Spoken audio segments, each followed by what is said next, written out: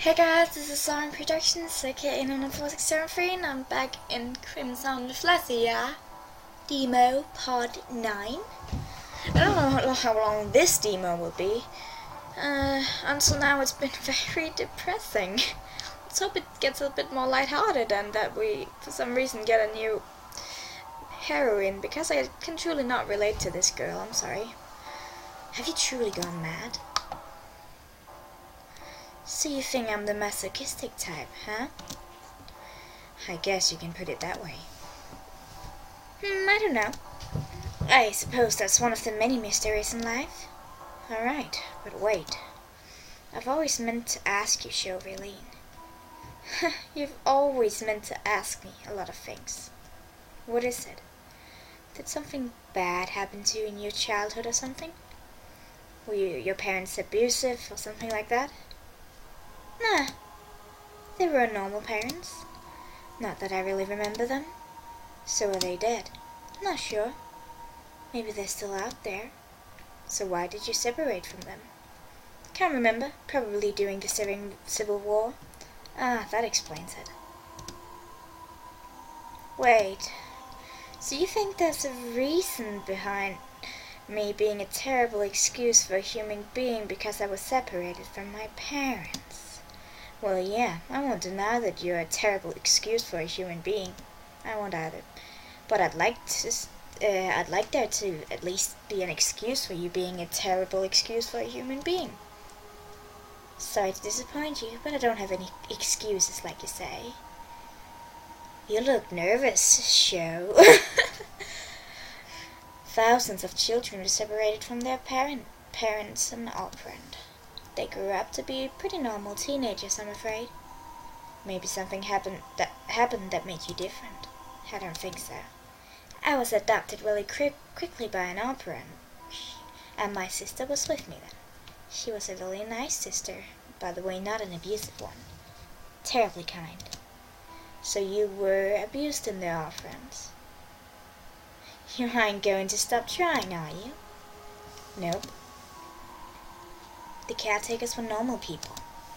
They clothed us, fed us, taught us numbers and the alphabet. Like, a normal orphanage. So, if you're hoping for some kind of sob story from my childhood, you're not going to get any. She waltzes towards the nearby chair and plops herself in it.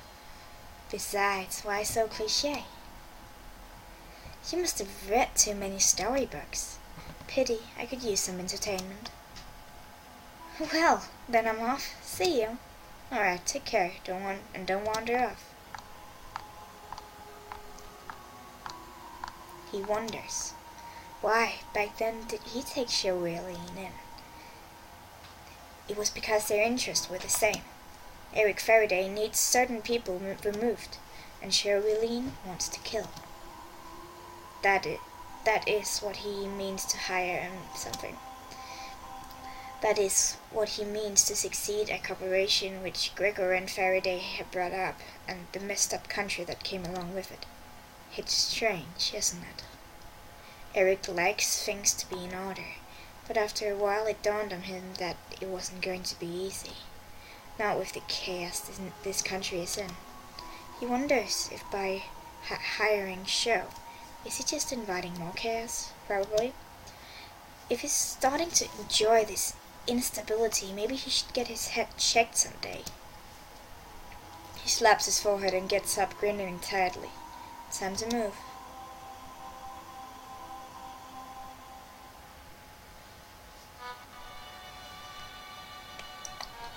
Many people came to Terry's funeral. Oh, he was a very popular child. Everyone loved him. He was Kaysen's twin brother too, the person he should have been closest to. But now, Kaysen visited his wake. He prayed for his happiness and peace in afterlife. But immediately after the funeral, Kaysen's mother pulled him away. And then she embraced Kaysen, sobbing. Her entire body was shaking. Seeing that, Kaysen realized with horror that his own mother had known. And yet even then she was desperately trying to reach out to him. With a hoarse, choked voice she whispered into her son's ears, tears welling up in her eyes. "Kason, please, I beg of you. Please listen to me. You..." She kneels on the floor and wipes tears away from her son's cheek. "You must not get angry. Kason, you must not hate. Kason, you must not cry. Alright? Kason, you're not like the other children. You're different. Don't go near your friends anymore, or something horrible might happen again, like with Terry. So please," through choked tears, Kason whispers, "Am I not a human being?" She smiled tearfully and gently shook Kason's shoulders reassuringly. "Of course you are, Kason. You're a lovely, lovely little boy. You're my son. So please listen to me. Just follow these steps. Stop. Don't despair. Be happy. Smile. And everything will be alright." Oh, so that's where it came from. His mother never told anyone about his abilities. She took that secret to her grave. Her painful, fiery grave. Which probably reminded her of her son.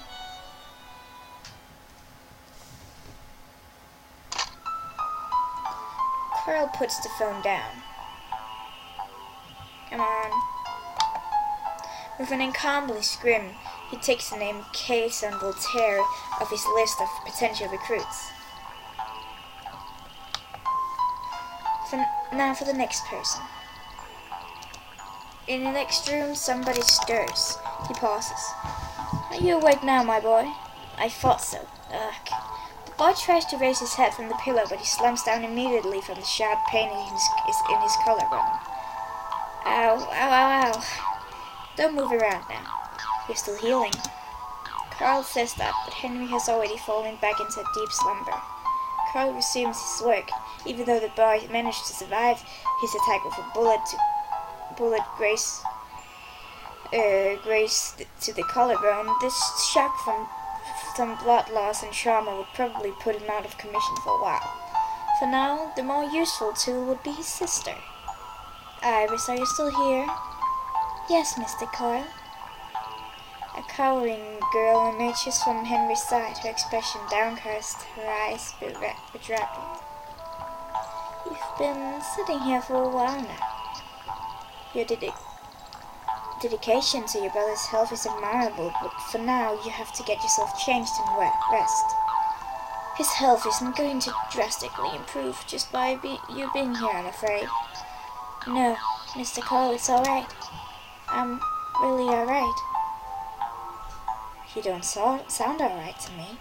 Iris looks down at her feet.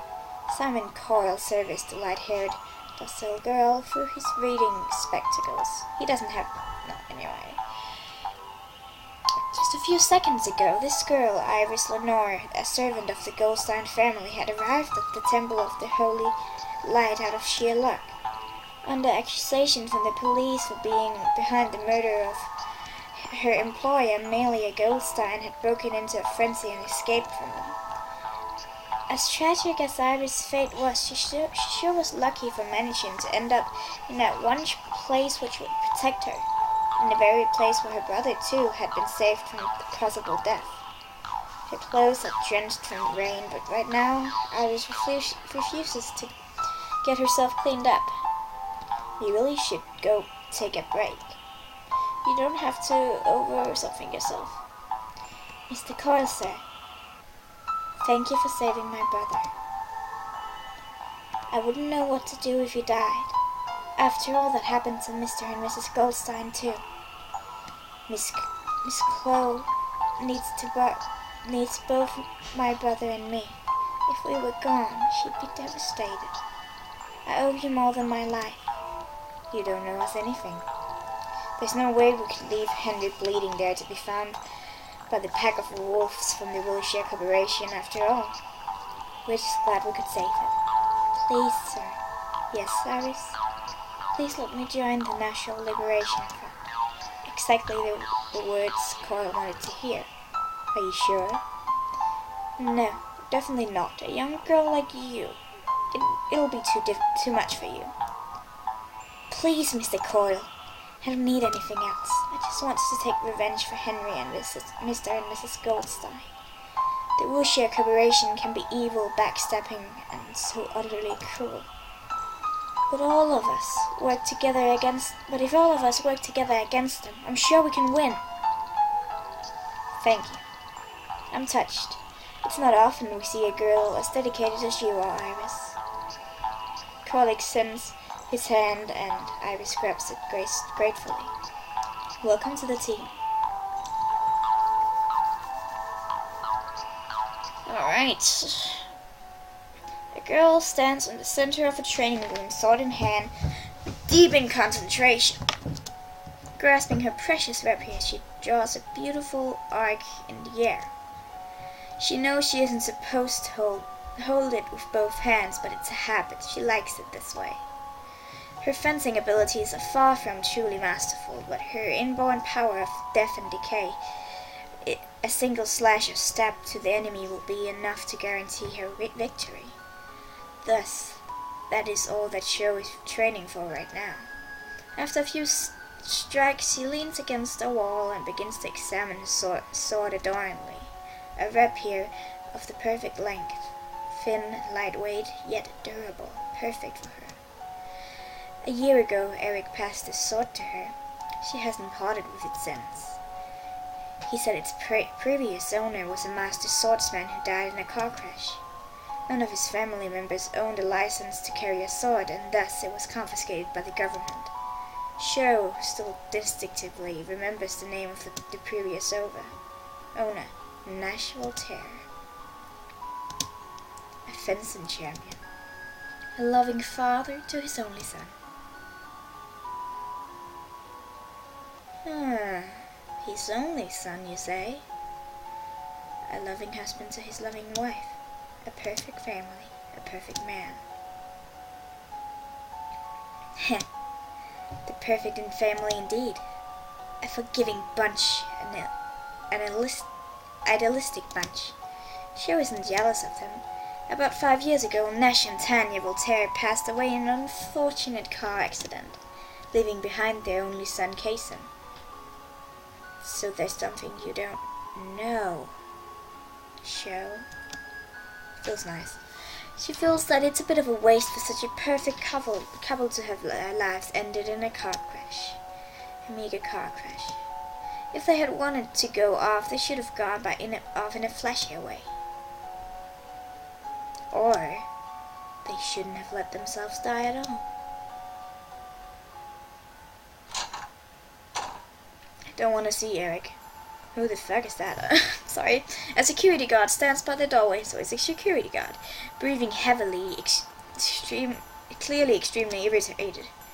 Careful with that door, Vincent. That old man won't like it very much if you break it. Scoffing, Vincent crosses his arms. That's Mr. Bailey to you. Bailey? Bailey? Mr. Bailey. Bailey. Yes, I apologize for my lack of manners, Vincent. Aren't you supposed to be at the hospital crying rivers over your darling brother with Vincent? What are you doing here? You know very well what you did.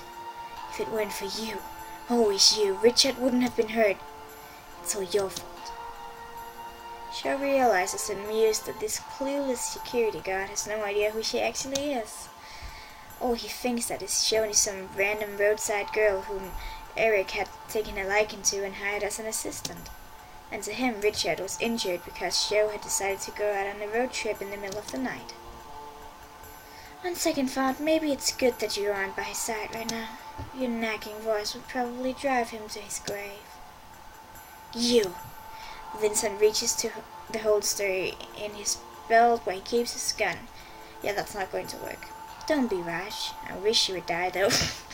Sorry, I have to end the episode here. See you in the next one. If you have any ideas for new games, please do say so. And you want to start a new project soon? You know, Why to write it down in the comments. Bye!